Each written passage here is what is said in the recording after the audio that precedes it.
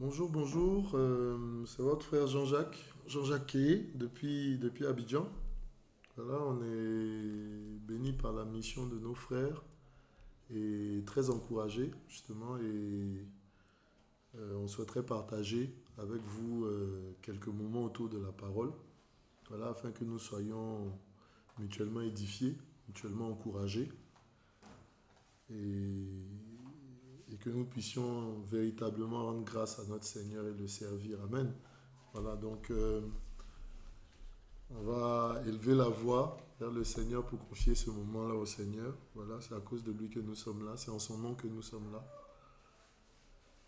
Père éternel, nous voulons te rendre toute la gloire, Seigneur Père, au nom de Yehoshua Amashia, notre Seigneur et Elohim, Père. Merci, Seigneur, pour ce temps que tu nous permets d'avoir, Seigneur Père éternel. Nous sommes à la vérité tous assis, Seigneur, autour de toi, Père éternel, oui, Roi des rois. C'est toi qui parles, c'est toi que nous sommes venus écouter, Seigneur, pas un homme, Seigneur, Père éternel. Aussi, nous te prions de te révéler par ton esprit, par ta puissance, Seigneur, de prendre le contrôle de toutes choses, Père, afin que nous soyons comblés, Seigneur, Père, que nos vies soient remplies de ta parole, Seigneur, et de ta connaissance. Que toute la gloire te soit rendue, Père très saint. Au nom de Yehoshua. Amen. Alors nous bénissons le Seigneur, voilà encore de ce temps-là qu'il nous donne de pouvoir échanger. Hein, et on va prendre la parole dans le livre de Béréchit. Voilà. Béréchit, Genèse, hein, le tout premier livre de la Bible. Béréchit, chapitre 30, à partir du verset 25. Donc on prend nos Bibles dans Béréchit, c'est-à-dire Genèse 30, 25. Voilà. On va lire jusqu'au verset 40, voilà, pour situer. Mais on se focalisera véritablement sur une partie, hein, de ce passage-là. Amen. Alors, Béréchit 30, 25. Et il arriva qu'après que Rachel eut enfanté Yosef, Yaakov dit à Laban, laisse-moi partir, pour que je m'en aille chez moi dans mon pays. Donne-moi mes femmes et mes enfants pour lesquels je t'ai servi, et je m'en irai, car tu sais de quelle manière je t'ai servi.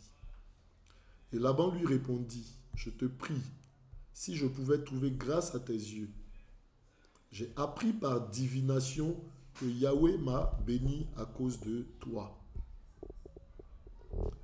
Et il lui dit aussi, fixe-moi le salaire que tu veux, et je te le donnerai. Et Yaakov lui répondit, tu sais comment je t'ai servi et ce qu'est devenu ton bétail avec moi. Car le peu que tu avais avant moi a beaucoup augmenté, et Yahweh t'a béni depuis que j'ai mis les pieds chez toi. Maintenant, quand m'occuperai-je aussi de ma maison? Et Laban lui dit, que te donnerai-je? Et Yaakov répondit, tu ne me donneras rien si tu fais pour moi ce que je vais dire. Je ferai paître encore tes troupeaux et je les garderai. Que je passe aujourd'hui parmi tes troupeaux et qu'on mette à part toutes les brebis tachetées et marquetées, et tous les agneaux noirs, et les chèvres marquetées et tachetées. Ce sera mon salaire. Aujourd'hui ou demain, ma justice rendra témoignage pour moi quand elle viendra devant toi pour mon salaire. Tout ce qui ne sera pas marqueté ou tacheté parmi les chèvres et noir parmi les agneaux sera considéré comme un vol s'il est trouvé chez moi. Et Laban dit, voici, qu'il te soit fait comme tu l'as dit. Et en ce même jour-là, il sépara les boucs rayés et marquetés, et toutes les chèvres tachetées et marquetées, toutes celles où il y avait du blanc, et tous les agneaux noirs, et il les remit entre les mains de ses fils. Et il mit l'espace de 3 journées de chemin entre lui et Yaakov fit paître le reste des troupeaux de Laban. Mais Yaakov prit des branches vertes de peuplier, d'amandier et de platane. Il y pela des bandes blanches, mettant à nu le blanc qui était sur les branches. Et il mit les branches qu'il avait pelées dans les auges, dans les abreuvoirs, sous les yeux des brebis qui venaient boire. Et elles entraient en chaleur quand elles venaient boire. Les brebis donc entraient en chaleur près des branches et elles faisaient des brebis rayées, tachetées et marquetées. Et Jacob séparait les agneaux et il mettait ensemble ce qui était rayé et tout ce qui était noir dans les troupeaux de Laban. Il se fit ainsi des troupeaux à part, qu'il ne réunit pas aux troupeaux de Laban. Et il arriva que toutes les fois que les brebis vigoureuses entraient en chaleur, Jacob mettait les branches dans les auges sous les yeux des brebis, afin qu'elles entrent en chaleur près des branches. Mais quand les brebis étaient chétives, il ne les mettait pas, de sorte que les chétives appartenaient à Laban et les vigoureuses à Jacob. Cet homme devint extrêmement riche, et il eut de nombreux troupeaux, des servantes et des serviteurs, des chameaux et des ânes. Amen. Alors, cet épisode-là est tiré donc du livre de Bereshit, de Genèse, voilà, qui veut dire commencement, Bereshit, voilà. Et c'est nous précisons ces choses-là justement par rapport à la teneur du partage que nous allons avoir. Hein. Quand on parle de commencement, on parle de base, on parle de fondation, on parle de ce qui est établi et qui soutient toute chose. Amen. Voilà. Et nous savons que le fondement principal, la base principale, la seule base à la vérité, c'est Yehoshua HaMashiach. Voilà, parce que la parole nous déclare clairement que celui qui bâtit sans lui bâtit en vain. La Bible dit qu'il est le rocher. Amen. Voilà. Sur lequel nous nous appuyons, sur lequel nous voulons nous appuyer. Et à cause duquel nos pas ne chancelleront pas. À cause duquel nos pas seront fermes. Amen. Voilà, je ne sais pas si on s'est déjà posé la question de savoir pourquoi est-ce que la terre tient sous nos pieds, malgré toute la charge qu'on porte sur elle. Mais parce qu'elle a été bâtie justement par celui qui est le fondement. Amen. Voilà, et donc nous voulons rendre gloire au Seigneur et partager justement sur ces choses-là. Voilà, sur ces choses-là qui fondent. Amen. Voilà, afin que nous ne soyons pas emportés à tout vent de doctrine.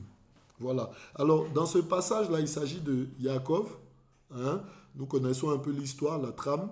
Yaakov qui a supplanté son frère, c'est ce que son nom veut dire. Voilà. Qui a ravi à son frère, qui est à la vérité son aîné, qui lui a ravi le droit d'aînesse. Amen. Voilà. Et ce Yaakov-là, donc, qui est pourchassé par son frère aîné, voilà, s'enfuit sur conseil de sa mère chez son oncle Laban,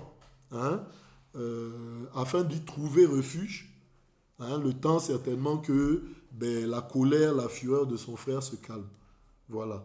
Et une fois arrivé là-bas, Laban lui propose de travailler 7 ans pour la femme qu'il aime, Rachel, et il se retrouve malheureusement, ou heureusement, on le dira, parce que ces choses-là aussi ont une portée prophétique. Il se retrouvera à travailler 14 ans, 2 fois 7 ans, pour d'abord la plus âgée, Léa, et ensuite Rachel, celle qu'il aimait. D'accord? Et il y a cette remarque-là, cette réflexion que lui fait son oncle Laban, quand il se plaint de ce que on lui ait donné Léa. Alors son oncle lui dit, écoute, chez nous, on ne fait pas comme ça. On ne marie pas la seconde. On marie d'abord la première avant avant que la seconde soit mariée. Et on voit une espèce de loi. Vous voyez, Yaakov est allé pour établir une alliance déjà avec Rachel, avec Léa. D'accord? Et on voit que dans cette alliance-là qu'il devait établir avec Rachel, il était déjà obligé de passer par cette forme de loi-là, qui l'obligeait à épouser la grande d'abord. Et ça nous parle évidemment de ces alliances-là, de cette alliance avec le Seigneur-là qui prendrait 2 formes. Une première au travers de la loi, une première avec Israël et cette seconde-là avec l'Église. Amen. Une première relation par la loi où ces choses-là sont établies, des choses sont établies, d'accord? Et une autre qui est basée sur l'amour, sur la grâce. Amen. Voilà. Et dans cette marche-là, donc, Yaakov établit ces 14 années de travail-là chez Laban. Et il vient vers Laban, à partir du verset 25, pour lui dire qu'il souhaiterait retourner chez lui avec sa femme et ses enfants. Voilà. Et ces choses-là, une fois situées, Laban répond parce qu'il ne veut vraisemblablement pas le laisser partir, Laban répond à Yaakov, lui disant qu'il a appris par divination que Yahweh l'a béni à cause de Yaakov. Alors, dans la version BJC, dans la Bible, hein, c'est marqué « J'ai appris par divination hein. ».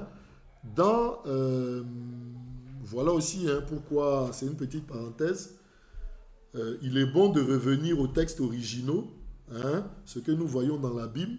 Dans la version Louis II, ce n'est pas ce qui est écrit. Quand on prend le verset 25, hein, on dit plutôt que j'ai appris par Yahweh. Hein, je vais retrouver le verset 25 dans la version... donne-moi mes femmes et mes enfants. Laban lui dit, je vois bien que l'Éternel m'a béni à cause de toi. Hein?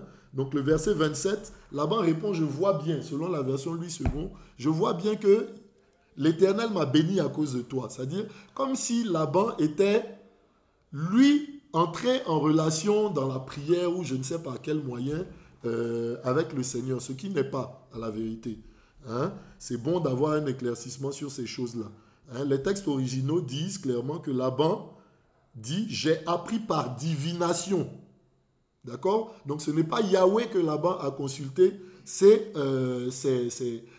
gris-gris, c'est fétiche, tout ça pour pouvoir comprendre que Yaakov était une source de bénédiction pour lui.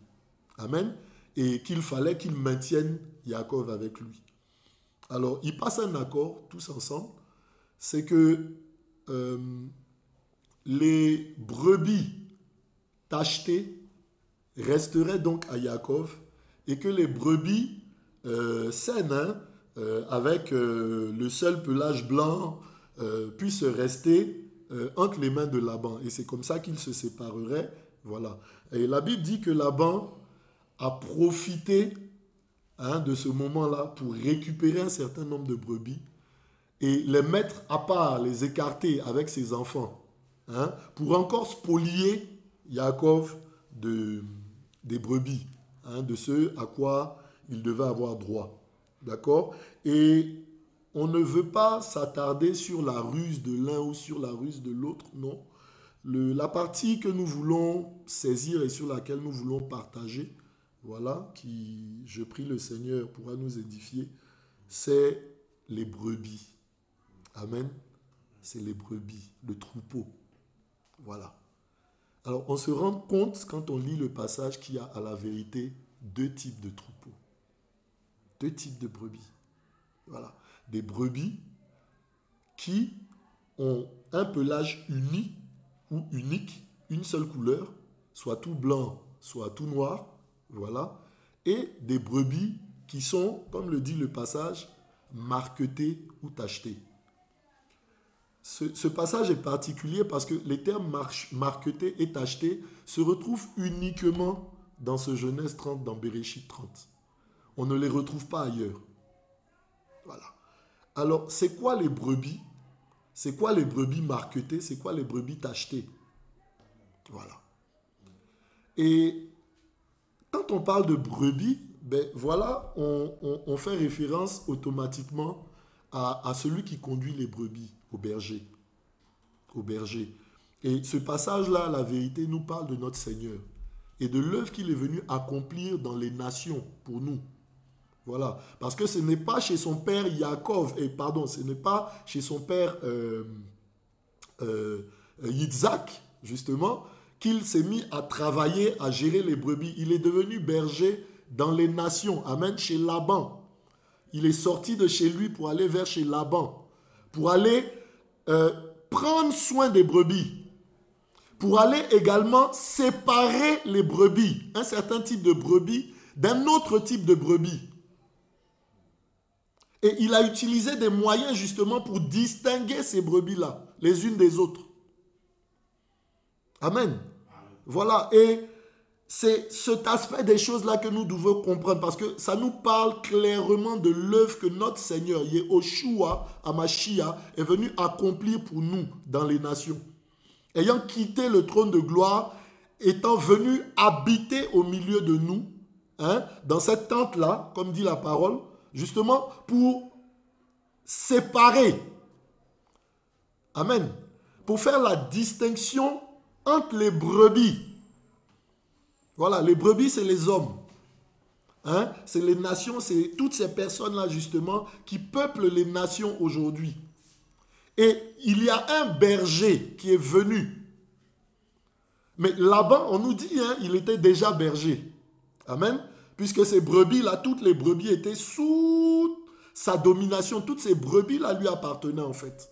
Yaakov arrive dans cette œuvre-là. D'accord?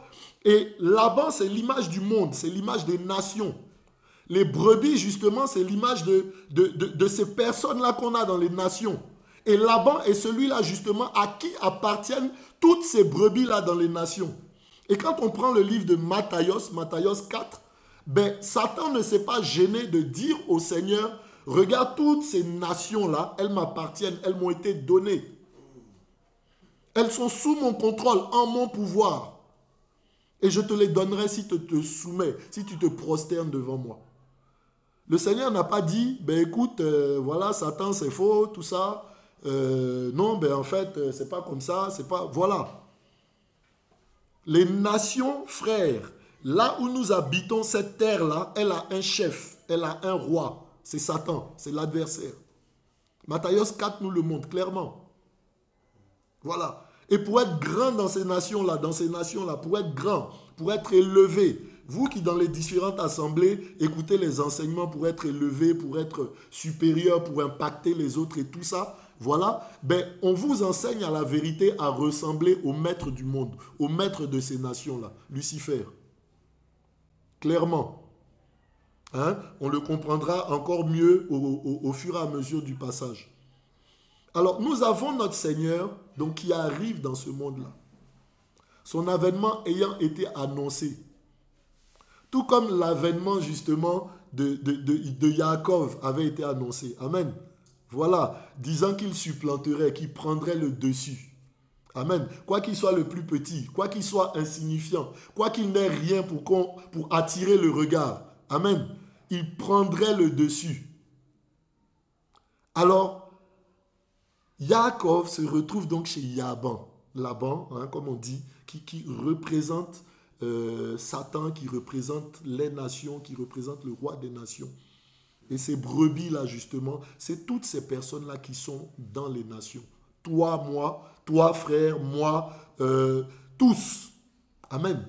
Tous. Nous étions le troupeau, les brebis-là, tous, justement, du maître des nations, du maître de ce monde-là. Amen.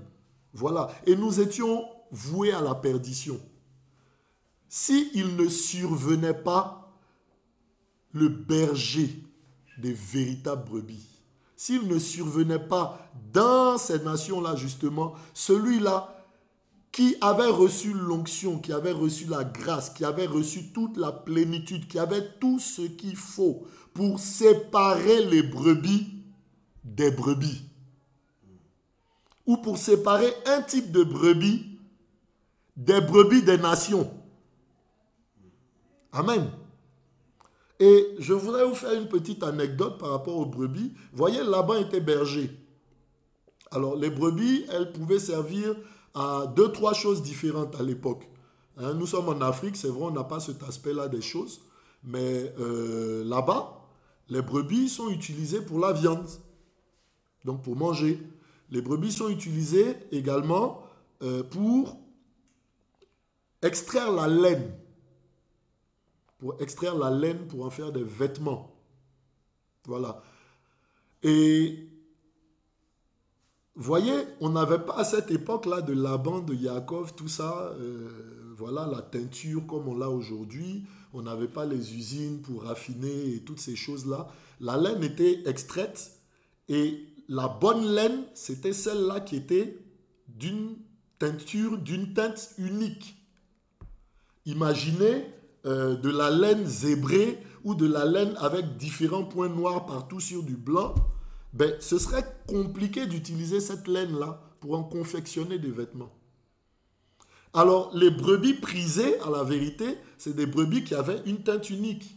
Soit toute blanche, soient toutes noires. Quand on prend l'histoire, par exemple, de Laodicée, voilà, cette église-là dont on parle dans l'Apocalypse, l'un des éléments, ou bien l'un des éléments importants au niveau du commerce de Laodicée, c'était qu'il y avait un certain type de brebis, des brebis noires, qui produisaient mais une laine unique, mais très noire, qui était très prisée, qui coûtait très cher. Hein, vous pouvez regarder et vous renseigner un peu sur le net et tout, et vous en aurez la confirmation. Donc, les brebis, en fait, à cause de leur laine, étaient prisées quand la laine était d'une seule teinte. Pas d'une teinte où il y avait du noir ici, du blanc là, du noir là, du blanc là, et parce que c'était difficile de l'utiliser pour en faire des vêtements.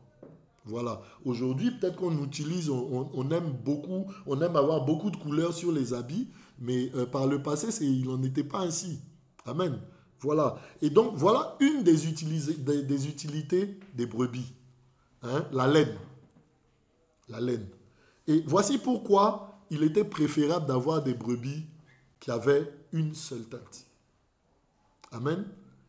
Et, chose bizarre, Yaakov décide de se contenter des brebis, non qui ont une seule teinte, mais des brebis qui sont marquetées, des brebis qui ont des taches, des brebis qu'on ne peut pas utiliser à la vérité, des brebis pauvres, des brebis qui ne sont rien, qui n'ont aucune valeur. Amen. Voilà, des brebis qu'on ne regarderait pas, qui ne marquent, qui ne donnent aucun intérêt à la vérité. Yaakov décide d'avoir pour salaire ces seules brebis-là. Amen. Pendant que Laban, comme on dit, qui représente le roi des nations, décide d'avoir des brebis de valeur. C'est aussi l'image de ce qui se passe dans les nations. Voilà. Hein? Ce caractère-là, cette propension-là à regarder à ce qui est élevé, à la gloire, à ce qui est meilleur. Amen.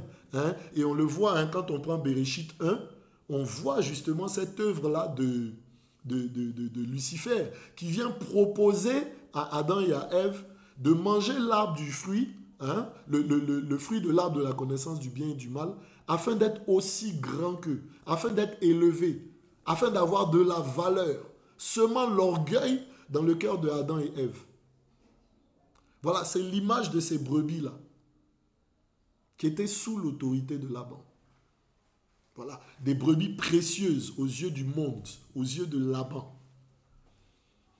Et Yaakov, qui n'était justement pas qui était venu justement dans les nations afin de faire le tri, on aurait pu s'imaginer qu'il prendrait des brebis chères, des brebis de prix, des brebis de valeur.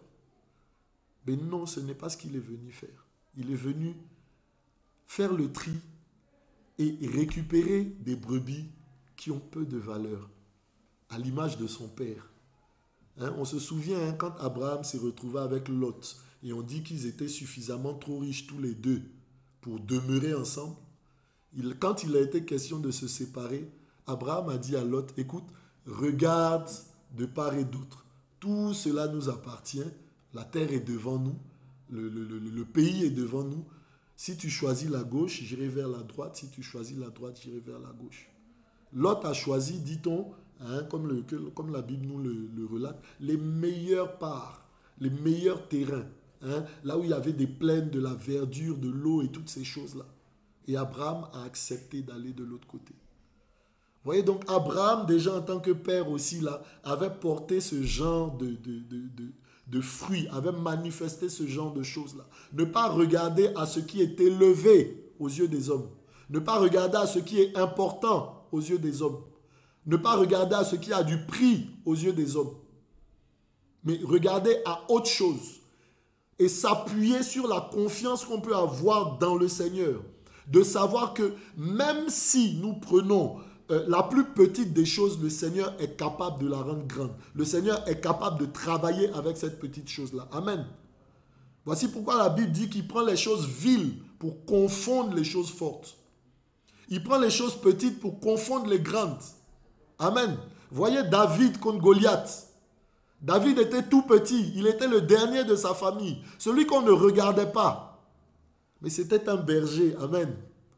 C'était un berger, amen. C'était un berger qui avait pris l'habitude de combattre les ours à main nue, de combattre les lions à main nue. Et c'est ce berger-là, justement, qui est venu libérer Israël de ce joug-là, de cette paralysie dans laquelle elle se retrouvait face à Goliath. Amen. Les exemples sont foisons dans la Bible. De ce que le Seigneur prend des choses viles, des choses simples, des choses petites pour confondre les grandes choses. Des choses humbles, des choses brisées pour travailler avec elles. Amen. Il ne prend pas les grandes choses.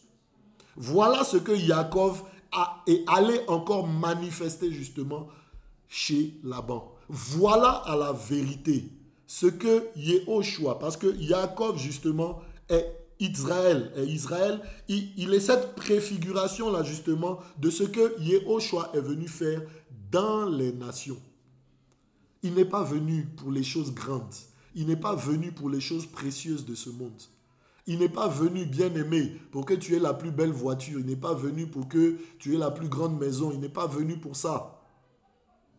Il est venu pour prendre les choses viles, les choses petites, les choses simples, les nettoyer, les rendre pures et se servir de ces choses viles et petites-là. Amen. Vous qui recevez les enseignements sur comment être grand, sur comment être riche, sur comment être puissant, sur comment être fort, vous ne vous rendez pas compte que c'est exactement l'enseignement que Lucifer a donné à Ève dans le jardin? Vous ne vous en rendez pas compte? Hein? Il est bon, frère, là, que nous puissions regarder justement. Je parlais de Bereshit en tant que fondement, en tant que pierre, en tant que base, justement. Ces choses-là sont écrites dès le début, comme dit la parole. Dès le début, ces choses-là sont écrites. De ne point aspirer aux grandes choses de ce monde. Amen. Voilà, le Seigneur pouvait dire de Yohanan, qui êtes-vous allé voir dans le désert? Est-ce quelqu'un vêtu avec des vêtements précieux? Non. Alors, si vous continuez d'écouter ces enseignements-là sur la prospérité, sur la richesse, sur la grandeur, sur comment impacter, sur comment dominer, mes frères, c'est vrai, hein, vous faites partie des brebis de valeur, mais des brebis de valeur aux yeux des nations, aux yeux du monde. Et ce genre de brebis-là, frères et sœurs, le Seigneur n'en veut pas. Ce n'est pas ces brebis-là qu'il est venu chercher. Il est venu chercher des brebis, frères, comme moi, remplies de rapines, remplies de péchés. Des brebis, des brigands, amen, comme celui-là à la croix, qui a ouvert son cœur et qui a reconnu que le Seigneur était venu pour le salut et qui a reçu de sa part le salut. Il n'est pas venu chercher des gens parfaits. Il le dit dans sa parole, il est venu pour ceux qui sont malades. Celui qui est malade, c'est celui qui a conscience qu'il ne va pas bien. Celui qui est malade, c'est celui qui a conscience que sa vie n'est pas celle que le Seigneur veut qu'il mène. Celui qui est malade, c'est celui-là qui est rempli de remords, qui a envie de changer. Parce qu'il sait que de l'aspect extérieur, il ne vaut rien. Il est marqueté, frère. Il est tacheté. Il n'a aucune valeur aux yeux des hommes. C'est un rébut. Quelqu'un qu'on chasse. Quelqu'un pour qui on n'a aucune considération. Voyez, on le voit encore hein, dans Lucas 16, hein, la parabole du riche et de El-Hazar, hein, le pauvre, dont on dit que même les chiens la léchaient ses plaies. Tellement il était dans une condition d'affliction.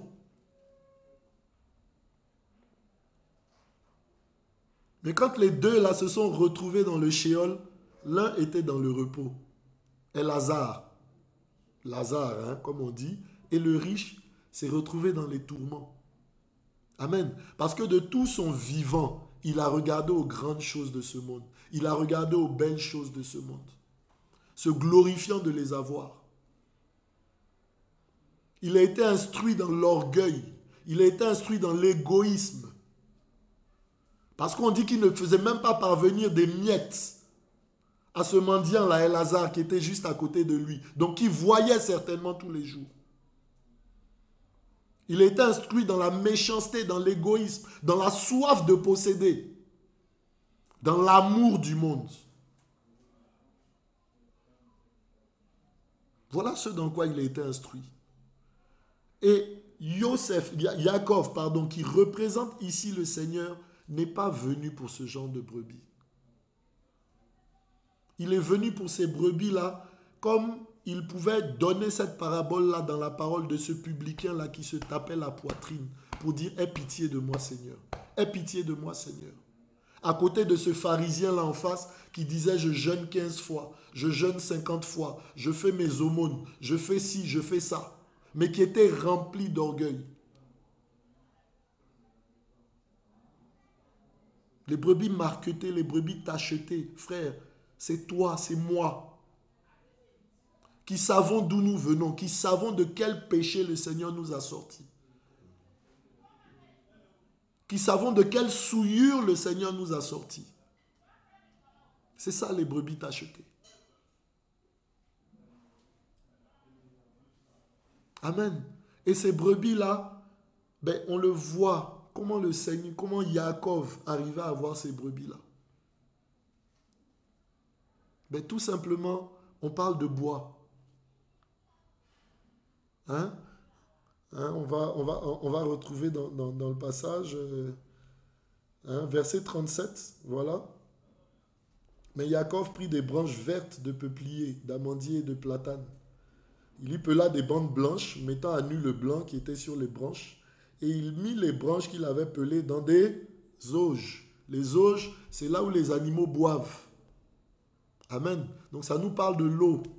Les auges, c'est là où les animaux mangent. Dans les auges et dans les abreuvoirs. Donc là où les animaux mangent, ici, vous voyez ce que c'est des sortes de caisses en bois dans lesquelles on met leur nourriture et les brebis se groupent autour là pour manger.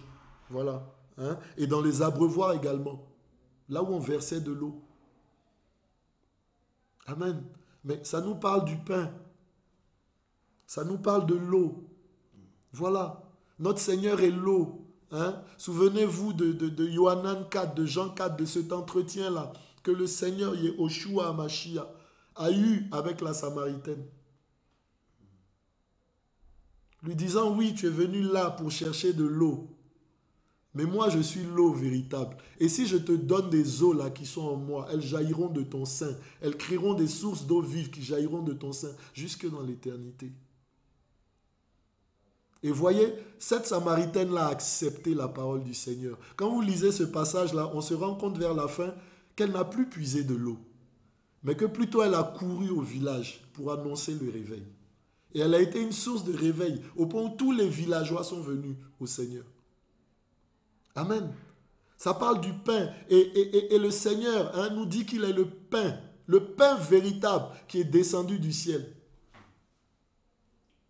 Il pouvait le dire justement à ses frères hébreux. Vous avez mangé la manne, vos pères ont mangé, nos pères ont mangé la manne dans le désert. Mais moi, je suis le pain véritable qui est descendu du ciel. Dans Yohanan 6, je crois. Vous voyez, ça parle du bois, de la croix. Amen. Donc de la nourriture, des os, de la croix, amen, du bois. On parle des yeux. Il mettait ces choses-là sous les yeux des brebis, afin qu'elles aient la révélation. Parce que les hommes dans ces nations-là sont aveuglés par le mensonge, sont aveuglés par les fausses doctrines, sont aveuglés par toutes ces choses-là qui les amènent à accepter les choses de ces nations-là. Mais le Seigneur vient avec la parole, avec la croix, avec le pain, avec les os, afin que nos yeux s'ouvrent et que nous puissions voir la vérité. Il dit, l'Esprit est sur moi, il m'a oint, pour que les aveugles voient, pour que les sourds entendent, frère, pour que les muets parle, que les paralytiques se lèvent. Amen. N'est-ce pas là le signe que Jean le Baptiste a demandé quand il était en prison? Je suis enfermé, je ne peux plus crier. La voix a été enfermée, la voix a été muselée. Allez demander à Yehoshua si on doit attendre encore quelqu'un d'autre. Le Seigneur ne lui répond pas, non, non, non, tu n'as pas à attendre. Il lui dit tout simplement, regarde, les aveugles voient, les paralytiques se lèvent, les sourds entendent. C'est Yehoshua qui fait cette œuvre-là. Toi qui étais cette brebis marquetée, toi qui étais cette brebis-là, dont on disait tant de mauvaises choses, toi qui étais cette brebis-là, que l'on accusait, que Satan lui-même accusait. Vous voyez, c'est Laban qui refuse d'utiliser ces brebis marquetées-là. Satan lui-même qui t'aveugle, et celui-là qui t'accuse, qui dit que tu n'as pas de prix, que tu n'as pas de valeur. Il est celui-là qui veut te cribler, alors qu'il est celui-là encore qui t'aveugle. Yehoshua a pris la forme humaine. Il a pris ta forme. Il a pris la même forme que toi et moi pour descendre dans les nations afin de t'appeler à sortir et à revenir avec lui vers le Père. Et si tu entends cette parole-là aujourd'hui, frère, c'est parce qu'elle t'est adressée directement afin que tu abandonnes ta vie et que tu viennes à Yehoshua, à Mashiach.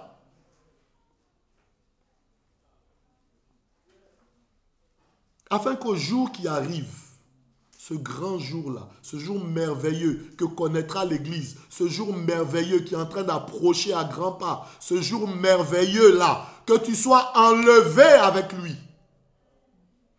Que tu ne sois plus une brebis tachetée, mais que tu hérites avec lui du corps glorieux, frère, du corps pur, lavé de toute souillure, rendu parfait. Amen. Pour l'instant, au travers du message de la croix, au travers des eaux pures, au travers du pain, le Seigneur veut te travailler de l'intérieur. Il veut travailler ton cœur. Il veut renouveler ton intelligence. Il veut t'amener à reconsidérer tes voies. Parce que les voies des nations ne sont pas les voies du Seigneur. Il le dit dans Yeshaya 55, Ésaïe 55. Autant vos voies sont séparées, autant le ciel est séparé de la terre, autant mes voies sont séparées de vos voies. On va le lire, frère. On va le lire, frère. On va le lire.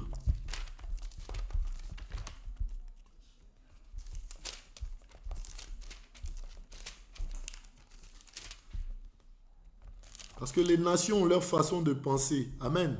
Voilà, mais le Seigneur a une toute autre façon de penser, une toute autre façon de voir les choses. Et on le voit là dans ce passage-là. Pendant que le roi des nations, Laban, qui représente Satan, qui représente Lucifer, qui représente celui qui domine sur le monde, regarde à ce qui est précieux pour les nations, regarde à ce qui est élevé, regarde à ce qui est grand, les brebis chères, les brebis avec ce pelage-là unique que l'on peut vendre cher, que l'on peut utiliser. Le Seigneur regarde à toi que l'on méprise. Le Seigneur regarde à toi que l'on rejette. Le Seigneur regarde à toi que l'on abandonne. Le Seigneur regarde à toi qui pense que la vie ne mérite même pas d'être vécue. Toi qui étais abandonné, toi qui étais rejeté, c'est toi que Yehoshua est venu chercher.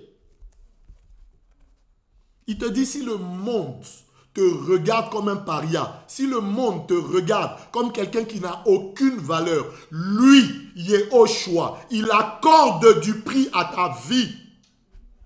Et il veut que tu viennes avec lui. Il veut que tu marches à sa suite. Il veut que tu saisisses la vérité. Il met devant toi le bois, la croix. Il met devant toi la nourriture véritable, la saine doctrine. Il met devant toi les eaux vives, afin que tes yeux s'ouvrent et que tu saisisses et que tu te lèves. Amen. Regardez là, c'est cette œuvre-là de rédemption. C'est cette œuvre-là pour sortir des nations que nous voyons encore. Amen. L'enlèvement. Parce que Jacob est sorti par la suite avec ses brebis, sorti des nations pour aller rejoindre le Père, pour aller rejoindre la terre d'où il est venu. Amen. C'est une image de l'enlèvement. Le Seigneur revient, oui frère, pour chercher son église, pour l'emporter avec lui, afin qu'elle soit auprès de lui toujours. Amen. Voilà ce que le Seigneur est venu faire. Voilà pourquoi Jacob se retrouve chez Laban pour enlever son ecclésia. Voilà cette image-là. Amen. Hein? Ne dit-on pas que le Seigneur est le berger et que nous sommes les brebis? Voilà le berger. Amen. Hein? Y a ce psaume-là. Hein? L'Éternel est mon berger. Yahweh est mon berger. Elohim est mon berger. Amen. Je ne manquerai de rien. Il me fait reposer, il me fait marcher dans des verts pâturages à cause de son nom. Hein? Je ne crains rien. Amen. Amen. Même quand je marche dans la vallée de l'ombre de la mort, je ne crains aucun mal. Aucun mal. Aucun mal. Moi qui ne valais rien, moi qui étais alcoolique, moi qui étais ivrogne, moi qui étais impudique. Amen. Moi qui étais dans toutes sortes de perversions, à cause de son nom, à cause de ce qu'il est venu me chercher et que j'ai cru et que j'ai mis mon espérance dans sa promesse, il m'a lavé.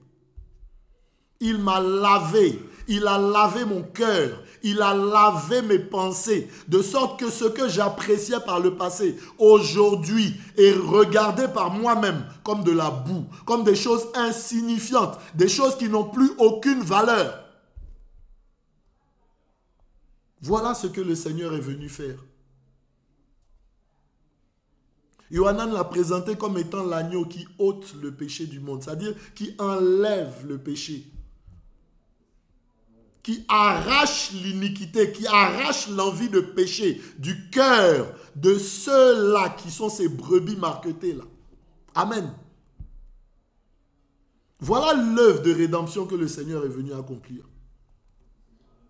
Ôter le péché de nos cœurs, ôter les pensées impures de nos cœurs. Il y a ce faux évangile-là aujourd'hui dans les nations et ces choses-là ont été annoncées depuis par le Seigneur parce qu'il est la vérité. Il nous a instruit que dans les derniers temps, l'évangile serait tordu justement par des faux serviteurs, par des faux enseignants, par des loups ravisseurs qui enseigneraient le péché au lieu de la sainteté, au lieu de la sanctification. Et c'est ce que nous voyons en Côte d'Ivoire notamment, avec toutes sortes de déviations. Voilà. Et je veux pouvoir lire Yeshaya 55, Ésaïe 55. Vous tous qui avez soif, venez aux eaux. Amen. On parlait d'abreuvoir tout à l'heure. Vous tous qui avez soif, venez aux eaux. Même vous qui n'avez pas d'argent, venez gratuitement. Ce n'est pas payant. Ce n'est pas payant. Vous avez reçu gratuitement, donné gratuitement. L'évangile ne se paye pas. Jamais le Seigneur n'a donné de facture pour un miracle, pour une vie, pour une résurrection, pour un recouvrement de la vue, pour un paralytique qui s'est levé. Donnez-moi là la facture que le Seigneur a demandé une fois dans la parole. Venez, vous tous qui, venez à moi, vous qui n'avez pas d'argent. Regardez, c'est déjà écrit même là. Avant même que le Seigneur ne paraisse. Amen. Venez acheter et manger. On a parlé d'auge. Venez acheter du vin et du lait sans argent. Le vin, c'est pour l'alliance.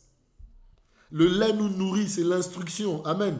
Afin que nous croissions dans la connaissance du Seigneur. Et il le dit, et sans rien payer. Je crois que c'est écrit aussi dans vos versions de Bible, vous qui suivez, même à la maison. Sans rien payer. Pourquoi dépensez-vous de l'argent pour ce qui ne nourrit pas? Pourquoi travaillez-vous pour ce qui ne rassasie pas? Écoutez-moi, écoutez-moi, et vous mangerez ce qui est bon, et votre âme se délectera de la graisse. Le Seigneur ne regarde pas aux marques, aux taches là qu'il y a sur toi. Il veut changer ton cœur. Amen. Il veut changer ton être intérieur. Il veut changer ta pensée.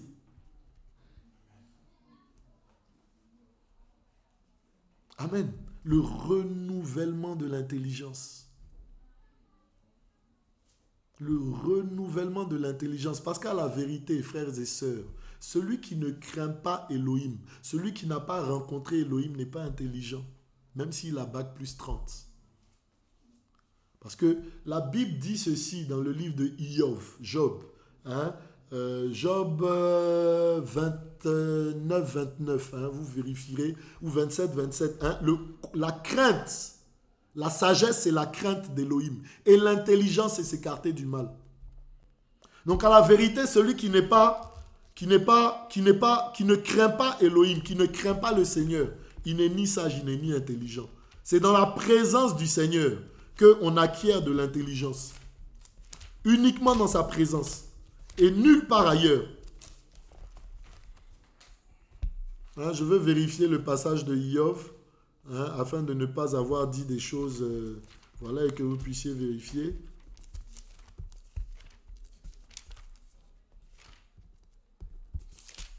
Voilà.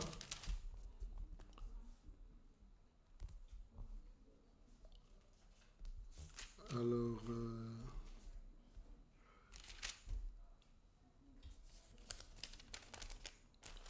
voilà.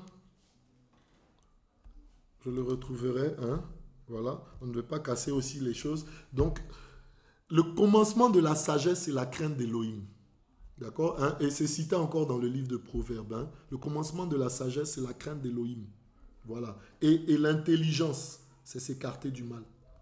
Alors, vous tous, à la vérité, qui pratiquez le mal, quand on voit ces enseignements-là qu'on a aujourd'hui sur nos chaînes, ces menteurs-là qu'on a, ces bonimenteurs-là qu'on a aujourd'hui dans les nations, en Côte d'Ivoire aussi, là, qui enseignent le péché, qui enseignent la fornication, qui enseignent la sorcellerie, qui enseignent l'amour du monde.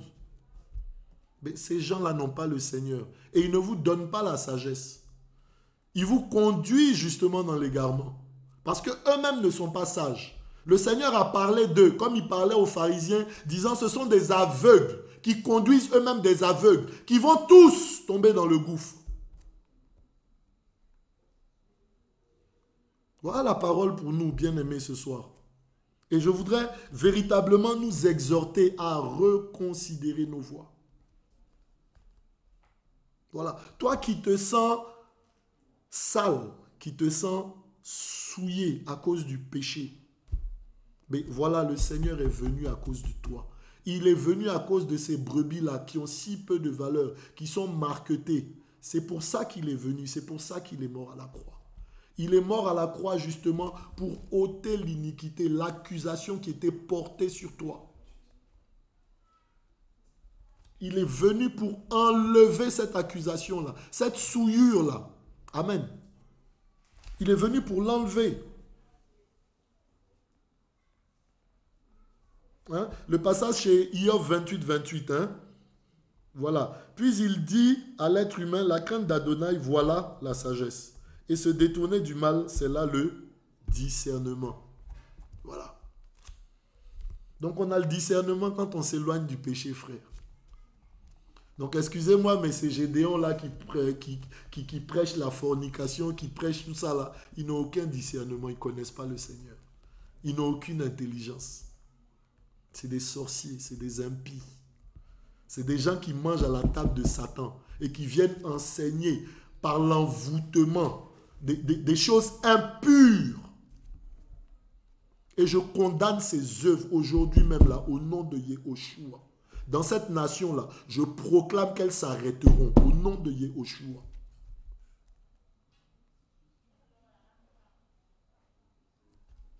Bien-aimés, je veux vous inviter à regarder à la croix.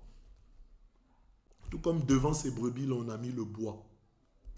Je veux vous inviter à regarder à la parole, la saine doctrine, l'évangile pur. Je veux vous inviter à boire aux eaux la parole. Amen. Afin que vos yeux s'ouvrent et que vous reconnaissiez le véritable. Voilà cette œuvre-là, la vérité que Jacob est allé faire. Voilà. sauver les nations, sauver ceux qui dans les nations accepteront le sacrifice de Yehoshua à la croix. C'est ça le bois. Yehoshua est mort à la croix pour que toi impur, toi accusé, toi sale, toi souillé, tu sois lavé, tu sois restauré, tu sois rétabli, afin que tu guérisses en son nom. Tu n'as aucun effort à fournir. Il prend soin de toi. Regardez, Jacob prenait soin de ces brebis-là. Est-ce qu'on nous dit quelque part qu'elles avaient faim ou soif? Non. Il prenait soin de ses brebis. Yehoshua a tout accompli, il a tout manifesté pour notre salut. Tout. Et il nous dit encore, on a vu dans Yeshaya 55, que c'est gratuit. Qu'il a payé le prix, lui, afin que tu sois sauvé. Et que c'est gratuit, c'est libre.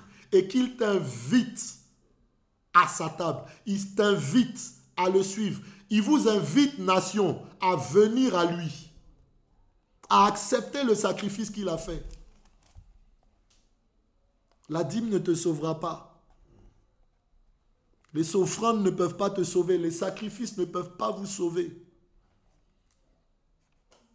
Vous là qui avez dernièrement acheté des moutons à 1 million, à 2 millions, tout ça pour les égorger, ça ne sauve pas. Pourquoi? Parce que même un mouton qui coûte 10 milliards ne vaut même pas un homme. Mais quelqu'un a pris ta forme. Elohim, le créateur à la vérité, a pris ta forme. Et il a accepté de s'offrir à la croix pour ton salut. Si le monde te regarde comme une brebis tachetée, lui te regarde comme ayant de la valeur. Voici pourquoi il est mort à la croix pour toi. Accepte son sacrifice bien-aimé aujourd'hui. Pour que tu connaisses le salut. Pour que tu deviennes enfin enfant d'Elohim. Amen. Voyez ces deux camps-là. Les brebis de Satan, les brebis de Lucifer et les brebis de Jacob. Les brebis du Seigneur.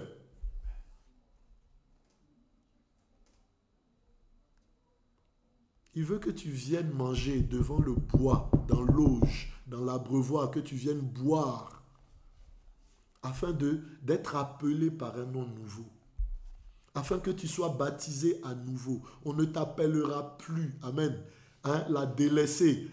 Yeshaya le disait encore, on ne t'appellera plus celle dont on ne tient pas compte. On t'appellera d'un nom nouveau, que le roi des rois lui-même t'aura donné. Que le Créateur lui-même t'aura donné. Amen. Le nom qui est au-dessus de tout nom. Le nom de Yehoshua, devant lequel tout genou fléchit, dans les cieux et sur la terre et sous terre. Devant lequel toute langue confesse qu'Adonai est Seigneur. Que Yehoshua est Seigneur. Amen. Frère, il y a un seul nom, il y a un seul sacrifice. Le sacrifice le plus excellent. Et c'est par ce sacrifice-là que tu deviens une autre brebis. Que tu passes du camp de Laban au camp de Jacob. Que tu passes du camp de Lucifer qui domine les nations dans lesquelles tu es né. Au camp de Yehoshua Hamashiach. La Bible parle de naître d'en haut, de cette nouvelle naissance-là. Amen. La naissance par l'esprit. On voit ici que Jacob, il mettait ce bois-là devant les yeux. Pour que quand elle voit ce bois-là, amen, elle puisse enfanter des brebis qui seront à Jacob. Pas des brebis pour Laban. Amen. La naissance d'en haut, la naissance par l'esprit, l'esprit de vérité qui te donnera de discerner, qui te donnera de comprendre, qui te donnera de l'intelligence, qui te remplira de vérité. Parce que tout ce que tu vois dans ces nations-là, ce n'est que mensonge. Il y a un seul nom bien-aimé, que tu sois musulman, que tu sois bouddhiste, que tu sois, je ne sais pas, raélien. Je ne sais pas pourquoi ce nom-là m'est venu à l'esprit. Mais voilà, peut-être que je parle à un raélien aujourd'hui là. Que tu sois raélien, que tu crois, je ne sais pas, dans des extraterrestres et toutes ces choses-là, je ne sais pas. Hein, il y a tellement de choses abrutissantes, frère, aujourd'hui, là. Qui que tu sois, frère, né dans ces nations-là, il y a un seul nom pour ton salut. Yehoshua Hamashiach. Accepte son sacrifice à la croix, bien-aimé, afin que tu sois sauvé. Voilà. Je veux juste rendre grâce au Seigneur pour ce temps-là qui permet. Et je prie que des cœurs soient touchés, que des vies soient changées. Amen. Hein? Et que la connaissance nous soit donnée par son esprit. Que le Seigneur nous ouvre les yeux pour comprendre, pour saisir la vérité. Amen. Père, nous voulons te bénir encore pour ce temps. Seigneur, que toute la gloire te soit rendue, Père. Merci pour ta parole, Yehoshua Hamashiach. Père, tu avais annoncé ces choses-là dès le commencement. Tu avais annoncé ces choses-là dès le commencement, Père. Et tu es un, tu n'as pas changé. Tu es le même hier, aujourd'hui, éternellement. Seigneur, ta puissance, ton règne, Père éternel, n'ont pas changé et ils n'ont pas de fin, Seigneur, Père éternel. Je prie maintenant même, Père, que des vies soient touchées, Seigneur, Père. Que des intelligences soient ouvertes, Père. Que les yeux soient ouverts. Que les sourds spirituels entendent, Père, maintenant même au nom de Yehoshua, Père. Et qu'ils reconnaissent, Père, cette œuvre-là de rédemption que tu es venu accomplir pour eux, Père, et qu'ils t'acceptent, qu'ils viennent à ta suite, Père éternel, au nom de Yehoshua, qu'ils fléchissent genoux devant toi, Père, pour marcher à ta suite, Père. Que toute la gloire te soit rendue, Père, pour cette œuvre-là, Père éternel, que tu es en train d'accomplir. Gloire, honneur, louange à toi, Papa, au nom de Yehoshua. Bien-aimé, que le nom du Seigneur soit béni. J'ai pris plaisir à partager avec vous, à parler de notre Seigneur. Amen. C'est lui qui nous remplit de joie. Voilà, et je veux véritablement vous inviter à partager cette joie-là en lui. Que le nom du Seigneur soit béni et puis voilà, que le Seigneur vous garde à bientôt. Amen.